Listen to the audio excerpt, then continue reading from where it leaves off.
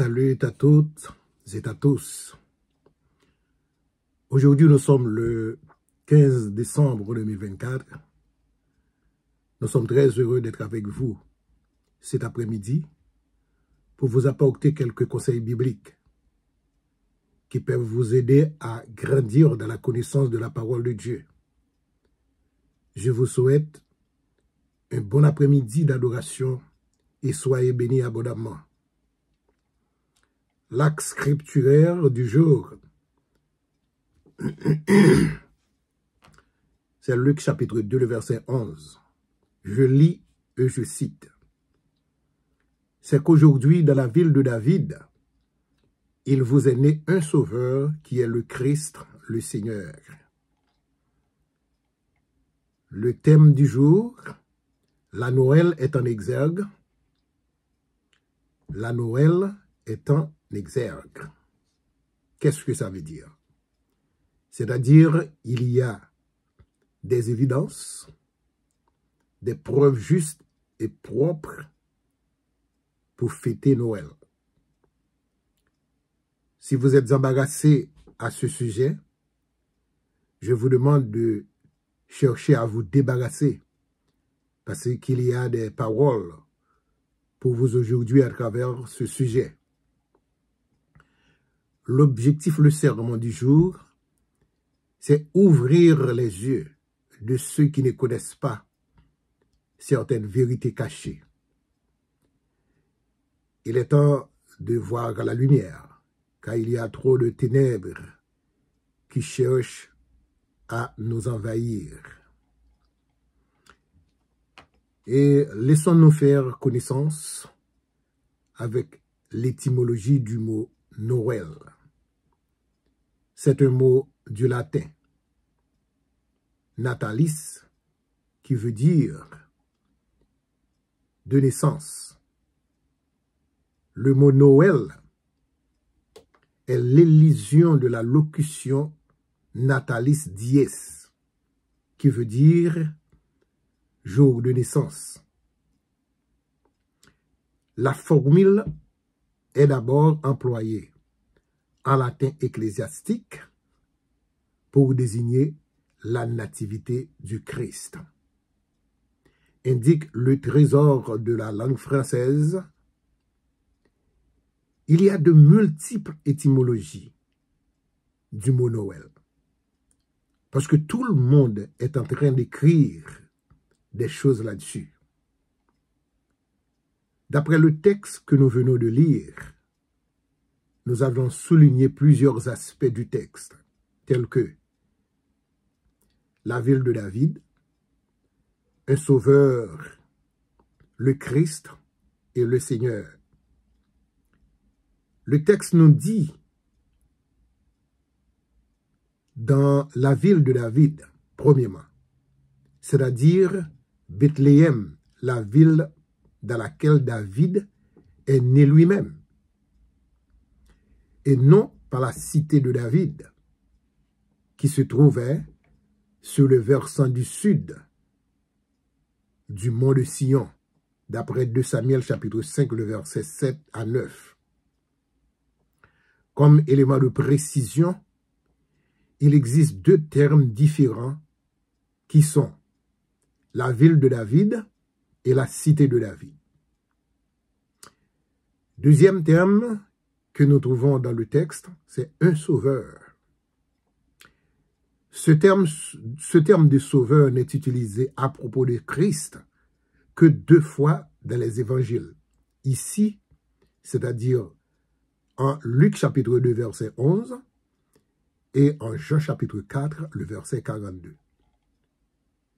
Lorsque les habitants de Sichar reconnaissent en lui, c'est-à-dire en Jésus, comme le sauveur du monde. Troisièmement, le Christ. Le mot est l'équivalent, égal et même valeur grecque et de l'hébreu, Messie. Le Christ veut dire en hébreu, Messie. Selon Matthieu chapitre 1, verset 1. Généalogie de Jésus-Christ, fils de David, fils d'Abraham. Certains théologiens et exégètes considèrent cette expression comme le titre de tout l'évangile de Matthieu. Lorsqu'on parle de généalogie, mais littéralement livre de généalogie, est aussi l'expression exacte utilisée dans le texte grec de la Septante, Genèse chapitre 5, verset 1.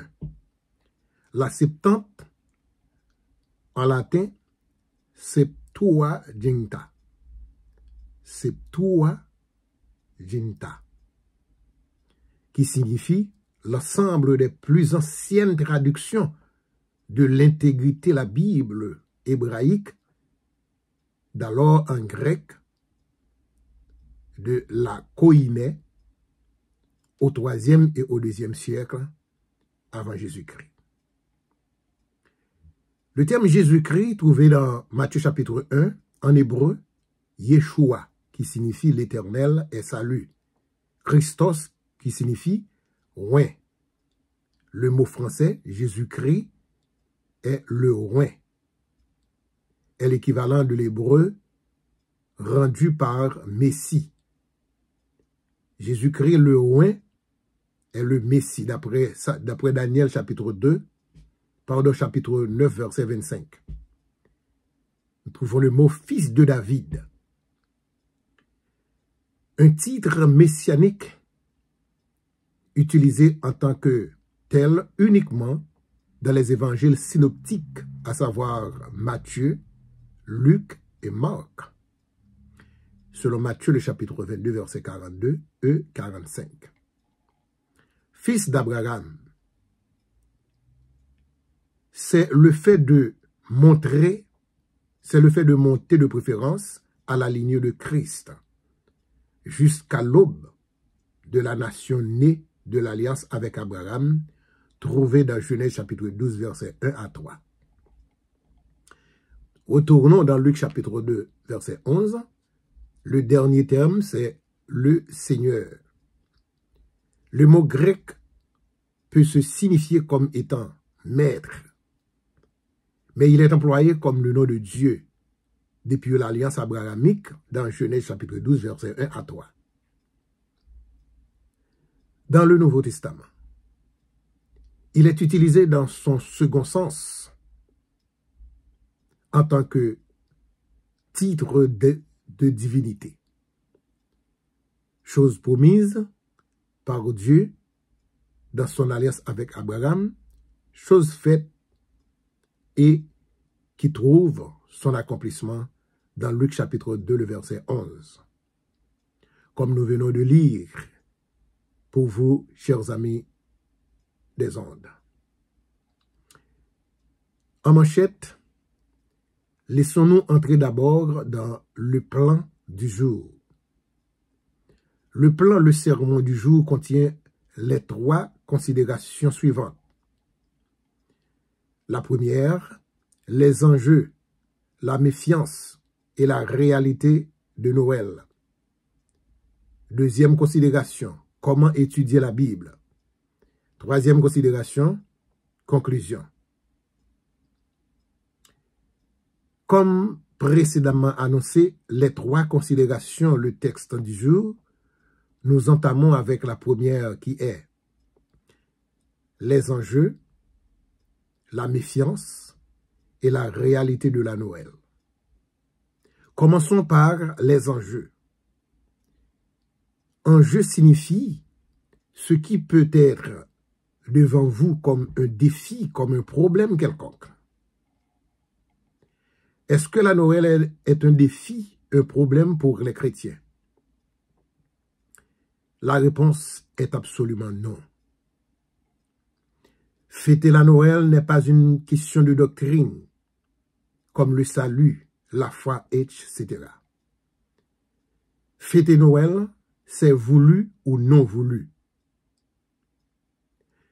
Ce n'est pas un défi, ni un problème, ni fausse doctrine en ce qui a trait à caractère de Noël. On est fier d'être noéliste ou de ne pas être noéliste. Mais ce qui est réel, certain et positif, nous vivons un moment, une période noélique. Deuxièmement, petit b, dans la première considération, la méfiance ou le tabou. Est-ce que Noël est méfiant et tabou? Oui, la Noël est méfiant de plusieurs groupes de croyances, des volontaires, parce qu'on avait l'habitude de fêter le 25 décembre Myrta, un dieu païen et autres, et le soleil en hiver, chaque mois décembre. Un groupe de croyances croit que cette date reste et demeure jusqu'à présent la fête de Myrta et les autres dieux romains. Certes, mais pas seulement les dieux païens qu'on fête et adore. Les Haïtiens surtout et les autres peuples dans le monde entier continuent à adorer leur propre Dieu dans leur propre sens. Depuis le monde des mondes, plus précisément, après le péché, le monde est divisé sur tout point de vue. Et l'auteur de cette division, l'agent de trouble, c'est Satan le diable, qui naît et enfante la guerre des troubles et tout ce qui est mal dans le monde. Par conséquent, même les chrétiens d'aujourd'hui sont troublés, font silence et possèdent un caractère tabou. Ils ont honte d'en parler par peur d'utiliser la fausse doctrine. C'est pas sacré puisqu'on veut parler de la Noël. Tout ce que Dieu a créé est à moitié diabolisé, satanisé et orchestré à cause de la Noël. Dans nos églises, même ici présents, là où nous sommes cet après-midi, on a honte de parler de la Noël sans tenir compte quelle main, quelle source derrière tout ça. C'est très malheureux. Surtout dans les églises haïtiennes, plus précisément. Ils sont si faibles en foi, mais ils sont capables de déguiser, de méfier et de prohiber l'ampleur de cette superbe fête, notre fierté en tant que chrétiens. 95% du monde entier apprécie et considère la valeur de la Noël sous plusieurs aspects. Et 5% la rejettent et deviennent les adorateurs et les victimes de l'anthropologie scientifique et les courants philosophiques que nous allons élaborer plus tard. J'encourage l'Église et les chrétiens à se réveiller et à porter une attention soutenue à ce que je vais vous dire. Et nous avons déjà entamé des études sur l'anthropologie scientifique et les courants philosophiques d'un commun accord, qui sont les deux groupes qui travaillent au détriment de la foi chrétienne. Et tout ce que Dieu a fait et a dit, comme Satan l'a fait dans le jardin d'Éden, ce sont ces deux groupes qui veulent mêler, changer, dévaloriser, détruire le travail de Dieu. Et les chrétiens qui sont si faibles, pour les faire croire que quelque chose a manqué de la création de Dieu. Ce sont eux qui troublent les chrétiens faibles en ce qui concerne la Noël. Comme seulement la fête du diable et même la fête des Pâques est sur la liste à être diabolisée et les fêtes de l'anniversaire de naissance de tout un chacun. Mais Dieu n'y est pas. Il faut que l'Église fasse beaucoup d'attention pour comprendre le rythme du diable. Deuxièmement, dans la première considération, petit c, la réalité de la Noël comme évidence. Nous venons de parler les enjeux de la Noël, la méfiance de la Noël. Maintenant, nous sommes en train de parler de la réalité de la Noël comme évidence. Depuis dans la création d'Adam et Ève, d'après mes recherches pertinentes et approfondies guidés par le Saint-Esprit de Dieu, le mot Noël existe, commençant depuis sur Caïn dans l'Ancien Testament. Nous avons appris les 7 fêtes de l'Éternel. Les fêtes de l'Éternel à mettre en exergue par Moïse. Noël veut dire date de naissance. Cela existe dès avant Jésus-Christ. Tout ce qui existe est noélique. Il y avait un jour qu'on a pris naissance. Lors de la naissance de Jésus, Dieu cacha cette date pour des raisons que nos connaissances sont trop petites pour arriver à connaître cette réalité. Même les hommes choisis par Dieu durant cette époque n'ont pas été épargnés.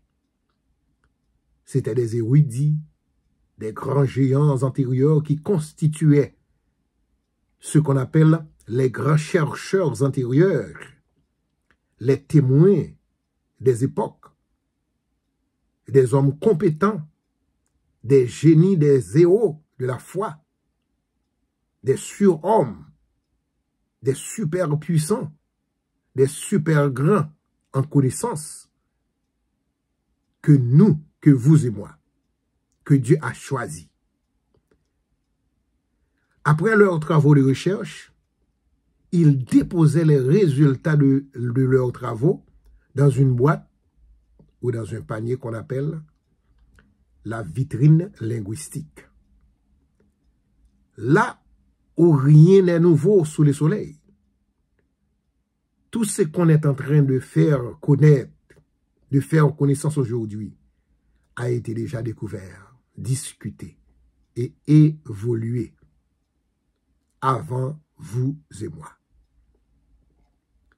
Ce qui veut dire tout ce qu'on peut voir, toucher, utiliser, connaître, la science des mots, composer, créer des mots, tous ces travaux ont été déjà effectués par des géants antérieurs.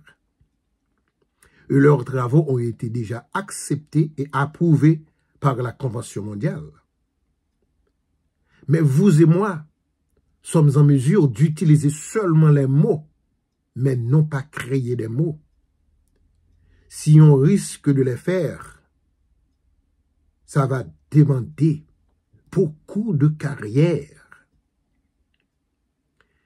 Il faut respecter le travail de Dieu et les travaux effectués par ces géants antérieurs qu'il a confié cette grande tâche si noble et énorme.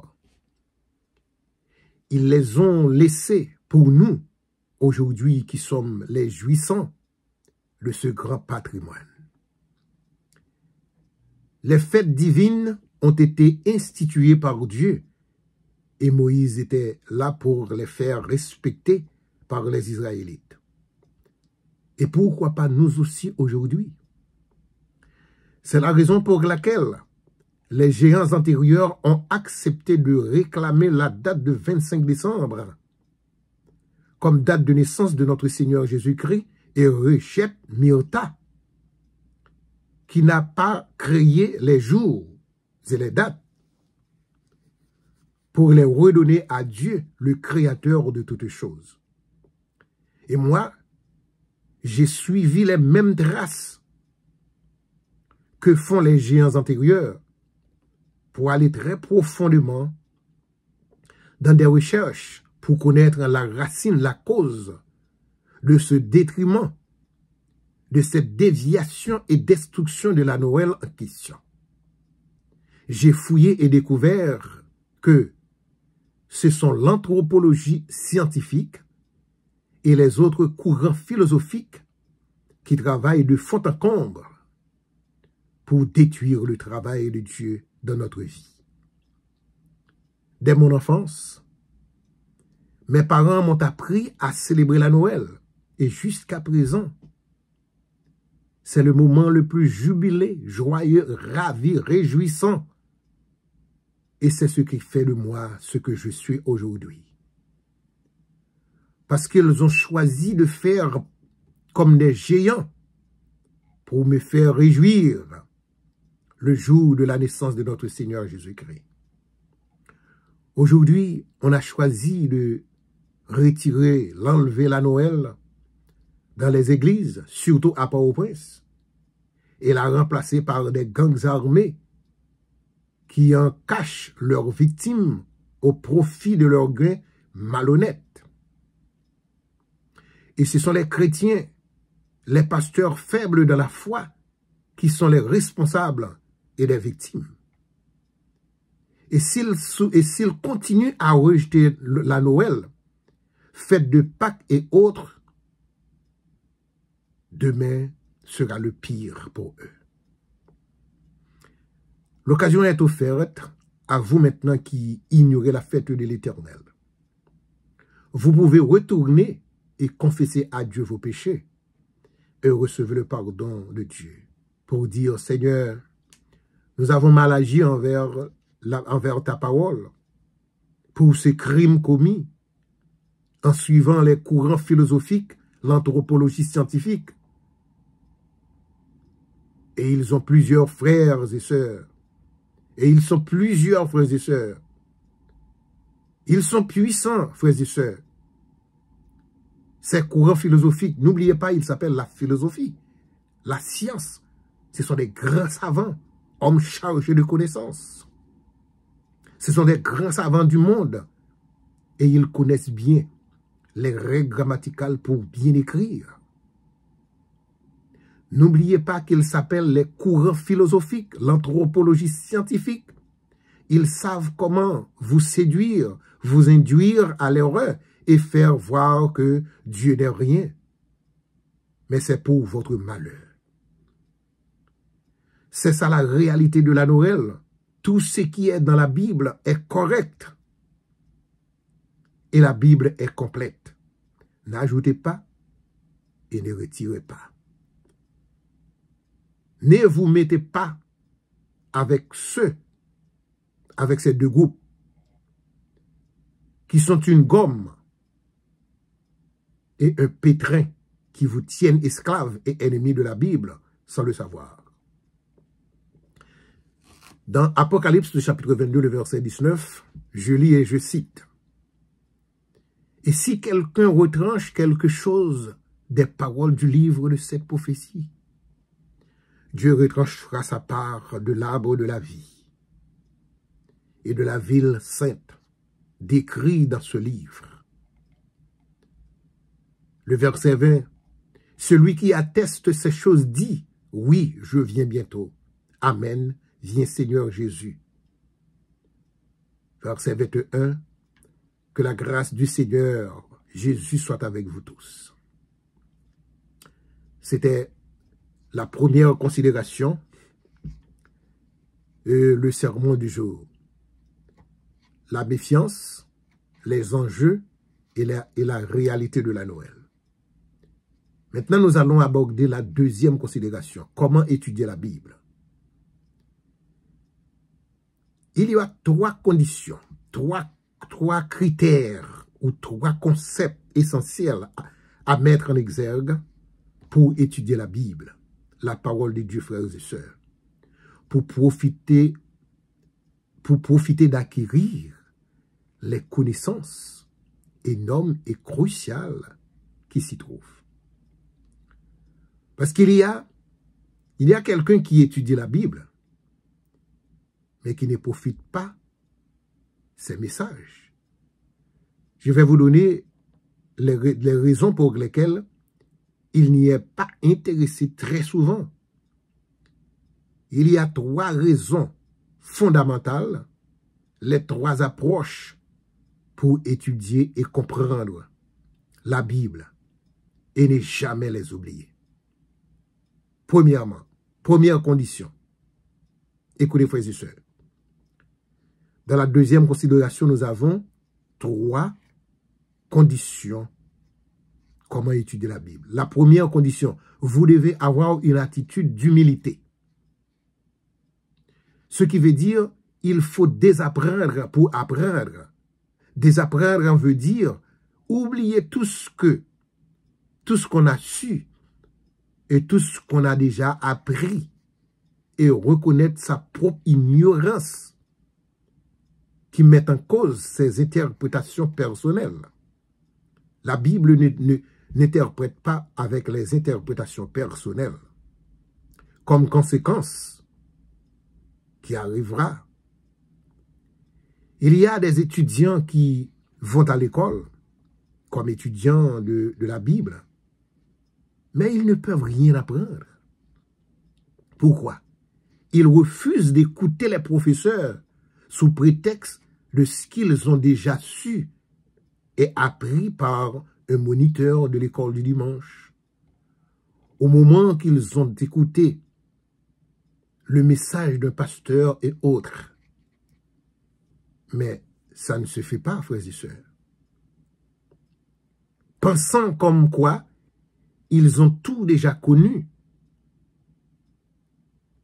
Ils ne viennent pas pour apprendre rien, mais ils viennent pour démontrer aux professeurs ce qu'ils ont déjà connu. Peut-être, dans un sens, ce serait mal fait. Ce serait pas mal, peut-être. Ils viennent à l'école, certes, mais ils croient seulement en ce qu'ils ont déjà appris auparavant et ils les imposent aux professeurs. C'est drôle de coïncidence, une telle attitude.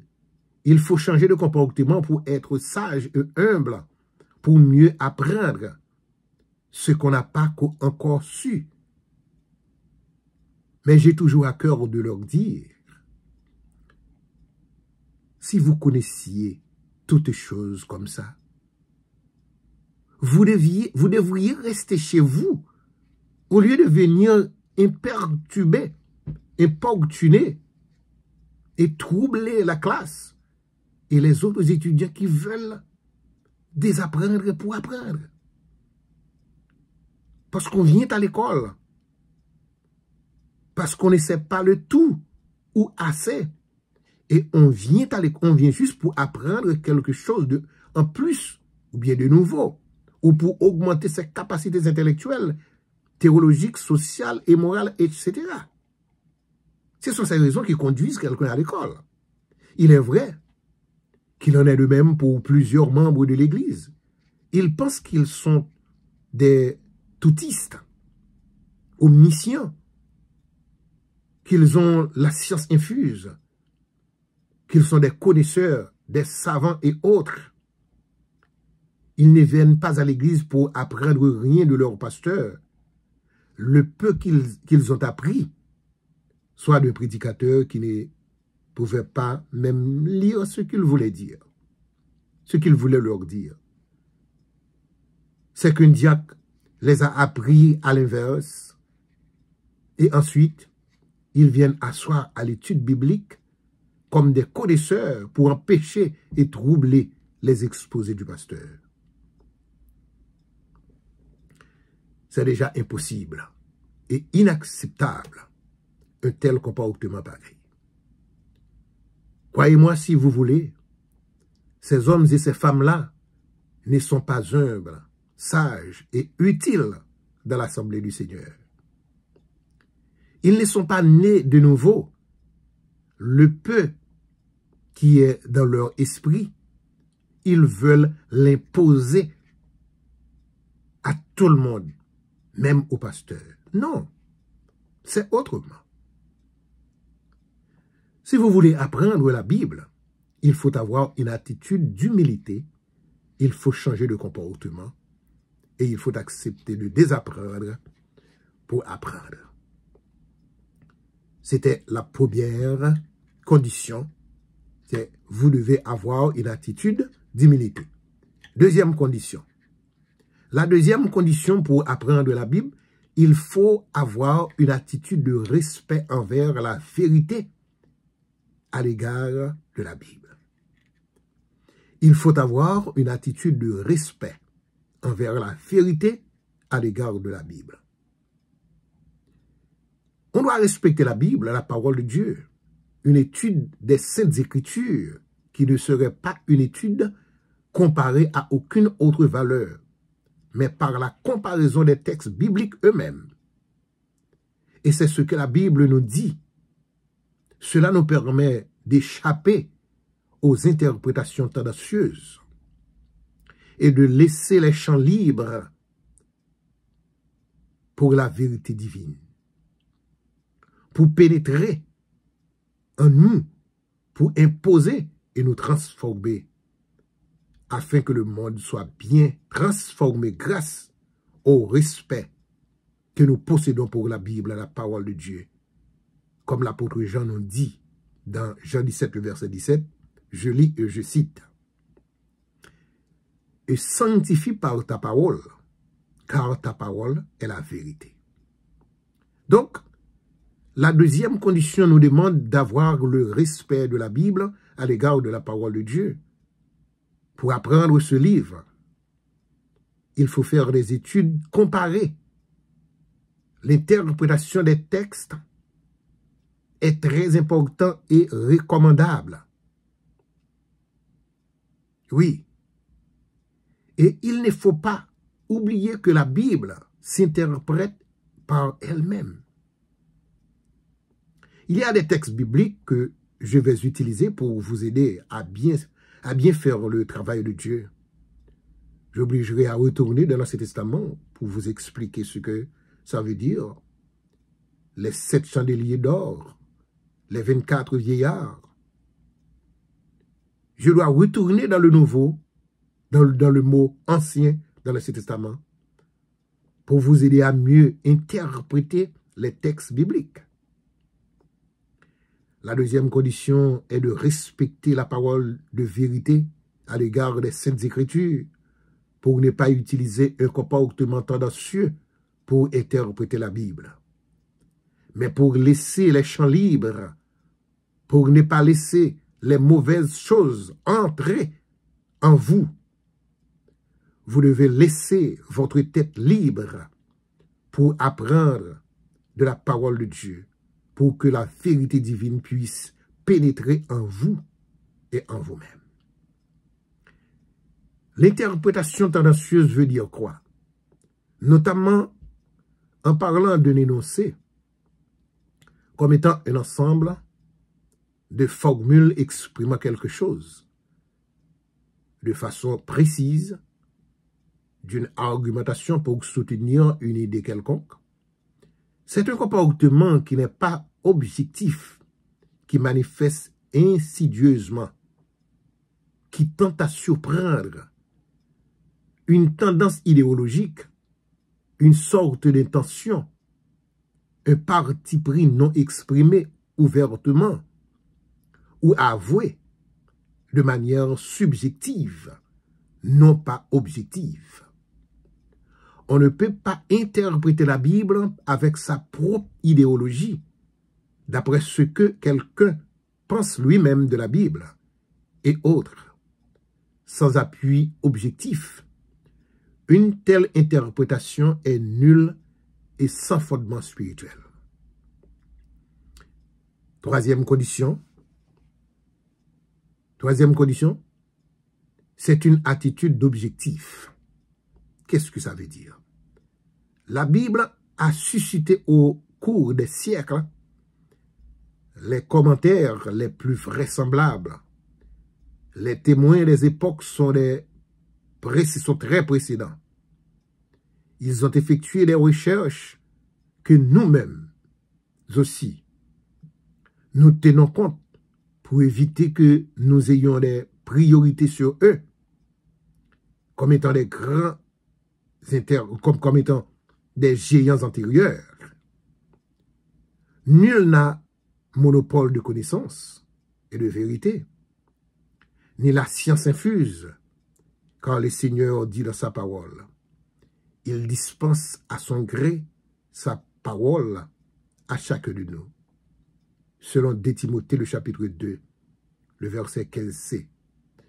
Beaucoup d'autres ont été plus qualifiés et même plus préparés que nous qui sommes présents aujourd'hui. Oui, il y a jusqu'à nos jours des personnes inspirées par Dieu qui sont plus mieux préparés que nous pour présenter des études sur la Bible. Et nous devons apprendre d'elles, de ce qu'elles nous disent, et les respecter. Ce qui veut dire, nous devons utiliser l'objectivité, c'est-à-dire l'ensemble des hommes choisis par Dieu, que les autres écrivains de la Bible, ce que les autres théologiens disent ou ont été utilisés pour éviter de ne pas être des interpréteurs tendancieux, mais des interpréteurs d'objectifs qui mettent la valeur à l'ensemble des travaux effectués et acceptés de manière générale dans la Bible, dans le travail de Dieu.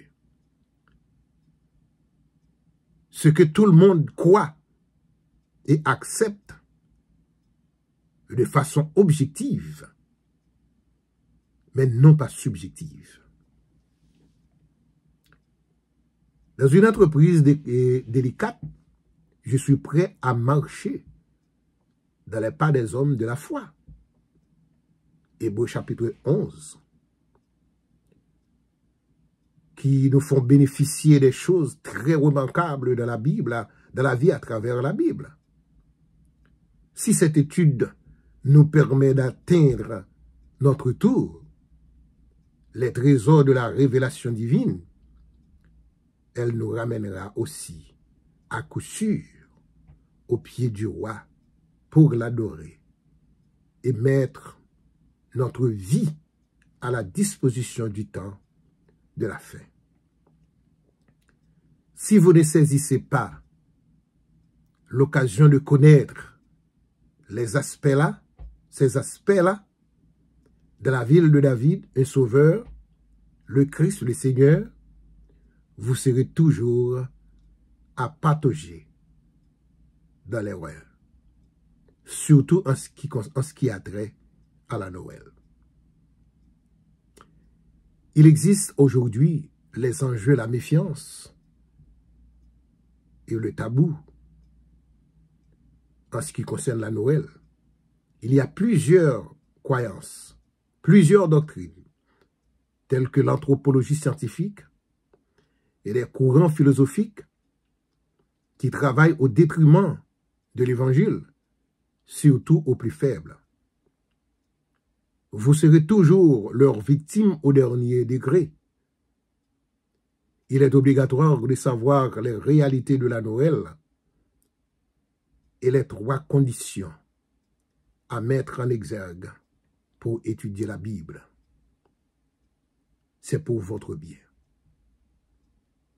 Si vous n'avez pas un esprit d'humilité, si vous n'avez jamais à cœur à comprendre la Bible, un esprit et une attitude de respect pour la vérité,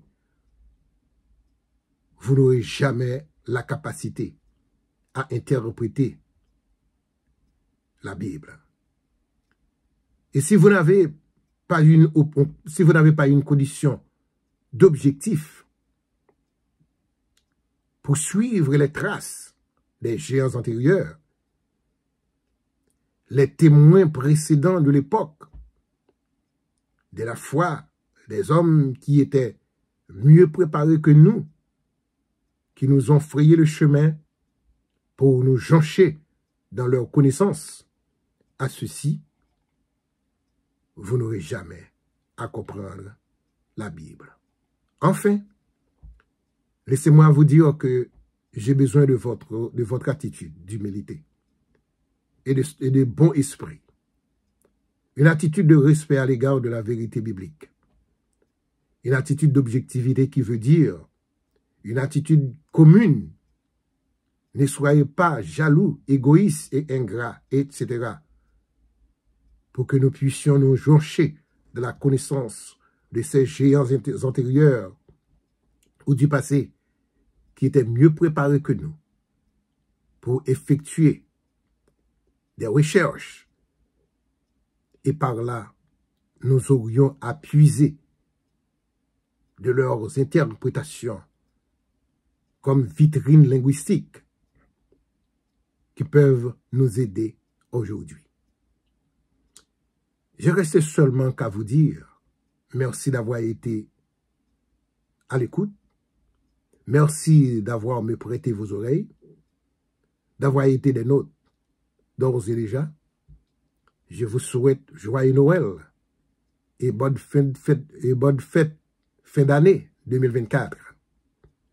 Bonne et heureuse année 2025 dans les bras du Seigneur. Qu'il en soit ainsi pour vous, frères et sœurs, et que le Seigneur vous bénisse abondamment. Merci.